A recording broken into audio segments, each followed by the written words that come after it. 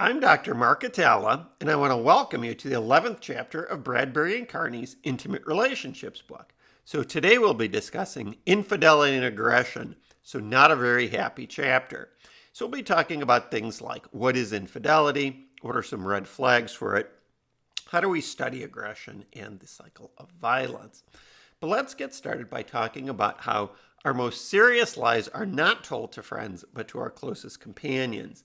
And breaches of trust are the greatest reason that people give for leaving a romantic relationship.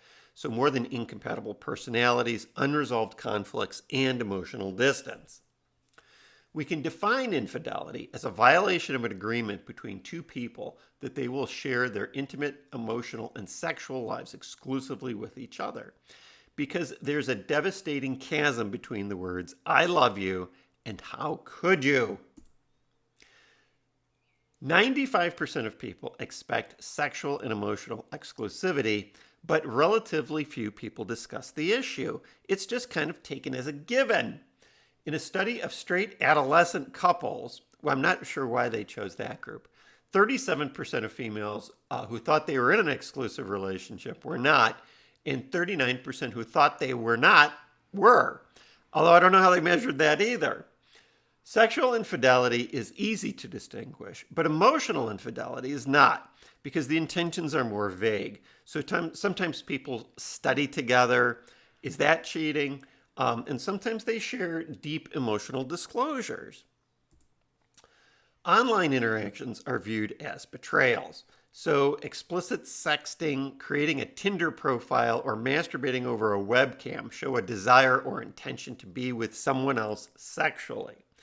Gay and lesbian couples are more likely to define their relationship boundaries and to be flexible in how they define and enact monogamy. So how common is infidelity? Well, 25 to 30% of people report being unfaithful. So they're telling a stranger that they've been unfaithful.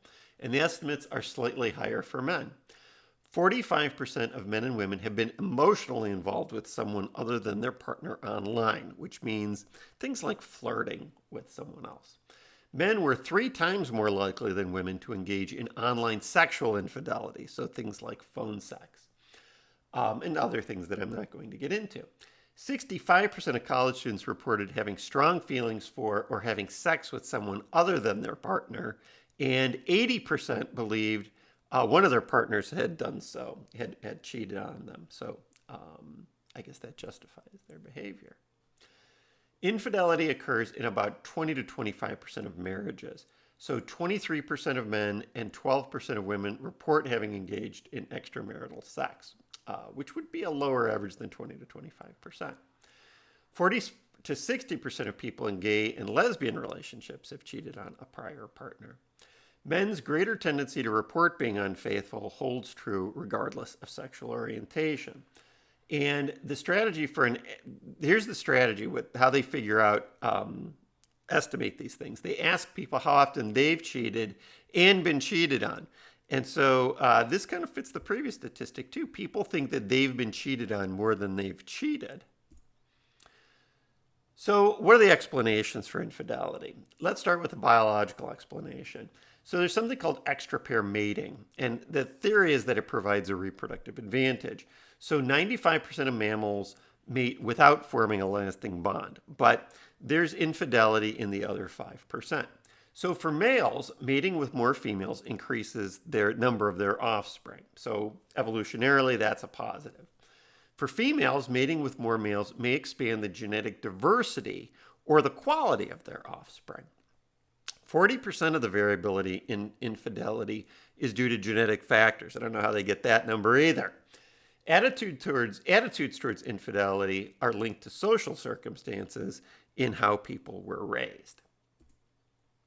So genetic factors predispose some individuals to engage in behaviors, but they don't determine that behavior.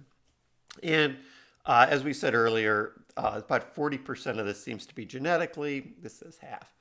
50% of people who are genetically predisposed to infidelity remain faithful, though, and 25% of people who are not predisposed to infidelity cheat anyway. So here's the real question. What are some red flags for infidelity? The first is this idea of risky individuals, and this is sociosexuality. So, a willingness to have sex with another person without being in a committed relationship seems to be a stable trait across relationships. And that's a big red flag for somebody who's going to cheat on you.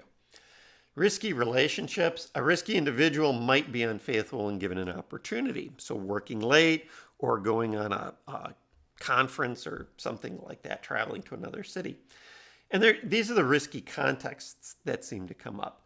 So, smartphones, military deployment. My son, who's in the Air Force, they laugh about this all the time, that there's T-shirts that say things like, my girlfriend's boyfriend is fighting for our country. Things like working irregular hours. And so who people cheat with? Friends, 54%. Neighbors or coworkers, 29%. And summer months also seem conducive to cheating. Maybe because people are wearing less clothes. I don't know. This could be a convenience issue. What's the progression towards infidelity? Well, there are specific triggers at the individual and relationship level that combine to make it more likely. So at an individual level, feelings of distress, drinking or drugs, they lower inhibition, so people are more likely to cheat. And at a relationship level, having a big argument might lead to infidelity. It's more likely if the person encounters or creates opportunities to be sexually or emotionally close to someone else. So spring break trips, Vegas trips, they say what stays in Vegas or what happens in Vegas stays in Vegas, but not if you bring it home. What's the aftermath? Well, extended periods of sadness and depression, anxiety, obsessive rumination, and hypervigilance. And in some ways, this is indistinguishable from PTSD, that people reevaluate their entire relationship. Sexual indiscretions elicit anger, and emotional indiscretions tend to be more hurtful. Confessions, so just coming clean about it, reduce the damage and encourage forgiveness, compared to being caught red-handed, being caught in the act. That is going to lead to problems. Males have evolved to be more sensitive to having a sexually unfaithful partner, and females should have evolved to be more sensitive to losses in resources available to offspring. I've heard data that says that that's not really true too. For men, partners' sexual infidelity is more upsetting because they don't want to raise someone else's children. There's an old joke when men meet each other, they say, "Hey, how's your wife and my kids?" For female partners, emotional infidelity is more upsetting, or at least that's what your book says. And this is also true for bisexuals, gays, and lesbians, that this seems to be a gendered characteristic. So adultery is the leading cause of divorce in the world, and in the U.S., infidelity doubles the chance that a marriage will end. More than half of all married couples divorce following an affair. A few couples seek therapy, like the couple there in the picture to the right, but divorce rates for couples in therapy exceed 35%, and many more remain unhappily married. And we'll talk about this in later chapters on counseling, but a lot of people call couples counsel. A lot of people in counseling call couples counseling divorce counseling, because usually somebody else has already made, one of the two people has already made a decision to leave, and they're just doing this as a last resort. And it's been described as trying to fly a helicopter through a hurricane. So let's switch gears and start talking about aggression. So there's really two approaches to this. So some researchers use what's called a family advocacy perspective, and they tend to discover equal rates of aggression or more aggression by women than men. And this is studied through surveys, and they find that most of the aggression is moderate behaviors like pushing and shoving.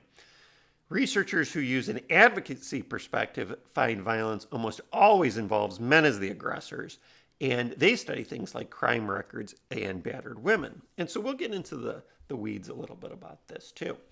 So situational couple violence is when verbal exchanges escalate into a physical altercation. So the slapping, hitting, threatening with a knife, and women are as likely as men or more likely to behave in that way. So the violence is seen as reactive, and couples therapy can help with that. So they could say, don't slap, hit, or threaten people with a knife.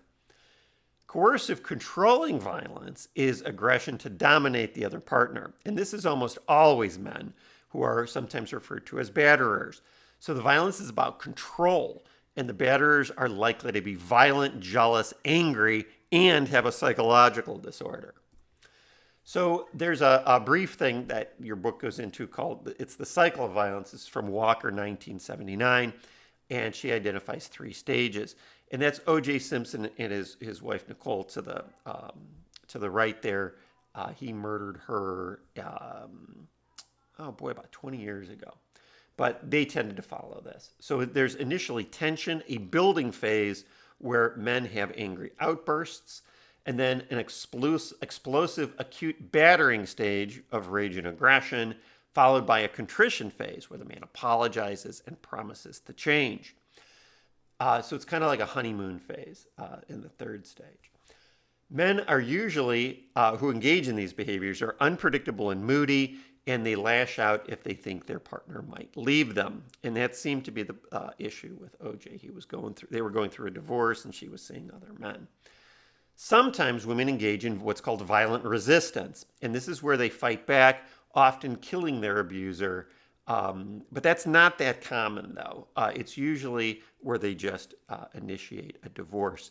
A picture I was thinking about going with for this, too, Farrah Fawcett made a movie one time called The Burning Bed, which was about a woman who murders her husband. So, what are the characteristics of situational couple violence? Well, let's start by talking about the prevalence.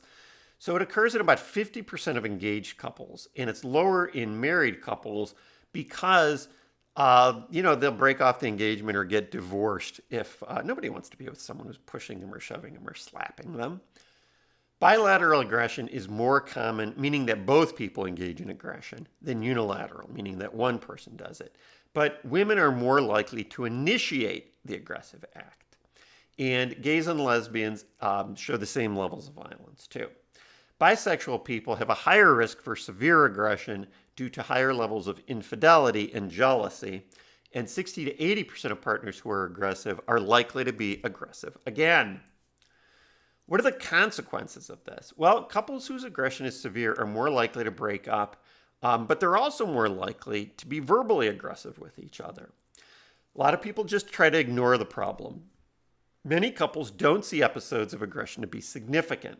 And women in couples counseling often don't even mention physical aggression as a problem, even though 67% indicate it happened in their relationship. Why? Because they see it as infrequent and a consequence of some other problem. So they misattribute it. They say, well, that was a situational kind of thing. What are some of the perspectives on why this occurs? There's a sociocultural perspective on aggression, and this says that violence in relationships, it's like other forms of human aggression. And so we see aggression in sports and movies, and so, we do it in our lives.